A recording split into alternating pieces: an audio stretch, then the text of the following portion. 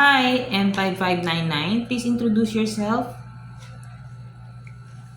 Good day, ma'am and sir. My name is Jennifer M. Juhela, 37 years old. I live in Bulacan City.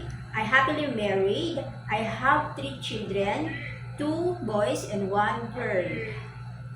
I am Catholic. I am high school graduate. Okay, since I saw that you have experience being a helper here in the Philippines, tell me about your experience as a helper.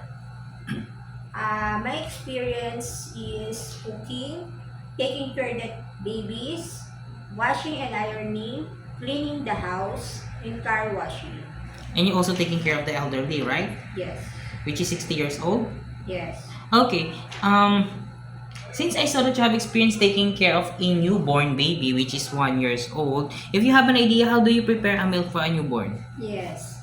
First, I will wash my hands.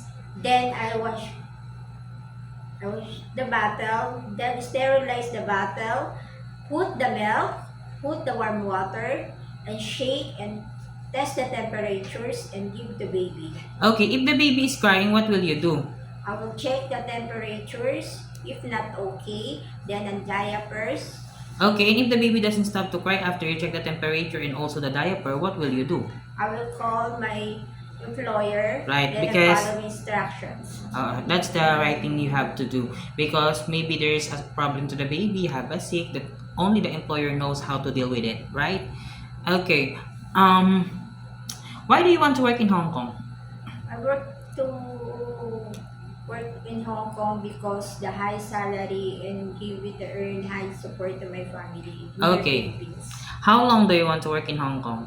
It depends on my employers.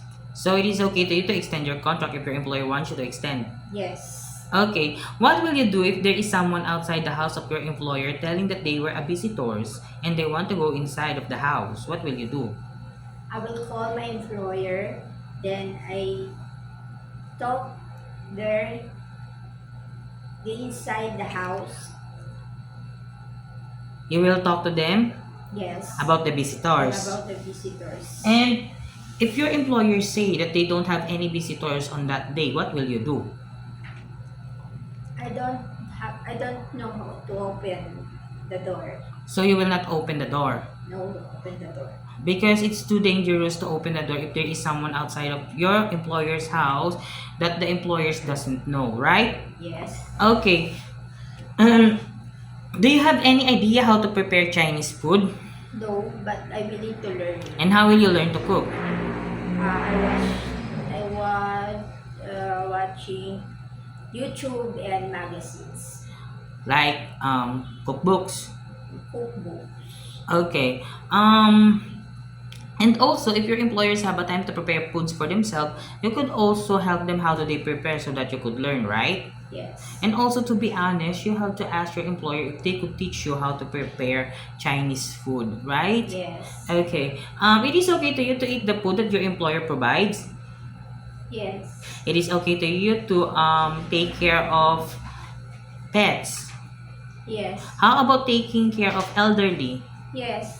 It is okay to you to share jobs as a helper. Yes. How about sharing room with kids?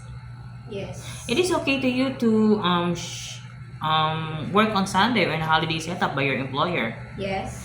How about learning Cantonese if one of your employer's family don't know how to speak English? I can. So it is okay to you. Yes. Okay, last question. What will be your message for your future employer? To my future employers, I'm hoping and I'm praying to pick me up as your nanny, as your helpers, and I will take care of your children.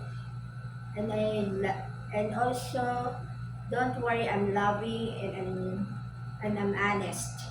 So please hire me, Madam and Sir, and God bless you. See you soon in Hong Kong. Okay, thank you very much, Miss Jennifer. Thank you. Bye.